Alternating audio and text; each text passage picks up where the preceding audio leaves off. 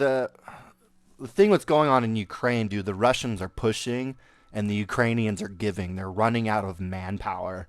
Like so how like the Ukrainian system works there for how they conscript people, it's kind of like opposite of how they did it here in the United States in like World War II and Vietnam and shit. Like here you draft like the 18-year-olds first. There Yeah. they draft the old people first. So like at first it was like 35 to 60 and then it was like 28 to 60, but they just reduced it down to 25 years old. Yeah. They need like 500,000 people and like also like so when like the war started they passed a martial law forbidding any males from leaving the country. And Yeah. what they did recently with the when they reduced this draft age down, they also passed another law that made it so like if you're a Ukrainian male living abroad and like say like you were living abroad like before this shit happened, you haven't come back, you can't renew your passport unless you have a draft number. So Oh. so basically if your passport expires and like you need it to like renew a visa for wherever you're staying in the United States or Europe, you have to Yeah. get a new passport, and in order to get the new passport you get the draft number, and if you're abroad like you probably like you're gonna get drafted like right away and you have to report for duty, and like they won't, and they'll just like revoke your passport, revoke your visa, and you'll get Yeah. deported. And when you get deported you'll go deported to the Muspodinska, the meat grinder.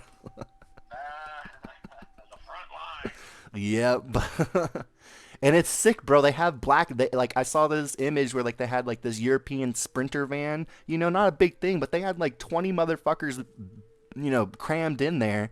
And apparently they paid like 10,000 euros to be smuggled across the border into Wow. Poland, into Europe and shit. And like it's like a huge problem. Like it's like becoming like this like really weird like Gestapo state with like black vans roaming around the countrysides and villages and Yeah. cities picking up young men to go fight in the meat grinder. Well, it's all corrupt shit, dude. It's Yeah, like embezzlement. yeah. American, like Zelensky just bought his parents like a $7 million house or some shit. Mm-hmm. And Like, you can buy your way out of the draft. you goddamn right, dude. Like, it's all So, fucking corrupt. Like, before Russia invaded Ukraine, Ukraine was known as like one of the most corrupt governments, dude. yeah. Like we weren't like Ukraine's a symbol of democracy. We're like Ukraine's corrupt as fuck. Yeah. Yeah, fuck the whole world, dude. What all these elites are doing and all that shit, dude, like it's all just manipulative tactics and shit to allow them to do whatever the fuck they want to do, and they're not giving us a real reason on why they're doing it. Mm-hmm. What it's really about is like who's profiting off of energy and who's profiting off of fucking military industrial complex, who's profiting off of fucking rebuilding the nation or whatever. Yeah. It's all just it's all just who gets access to the cookie jar. You got hand caught in a cookie jar.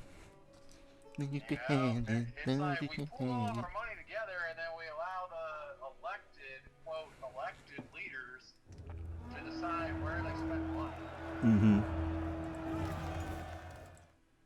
And it's funny, I heard some dude on a lift the other day talking about how he's pissed off about how he's What? like, it's great that the value of my home has gone up a lot, but now I have to pay way more taxes.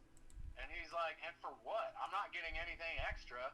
He's like, you know what happens when you pay more taxes? They just find ways to spend more money. Huh.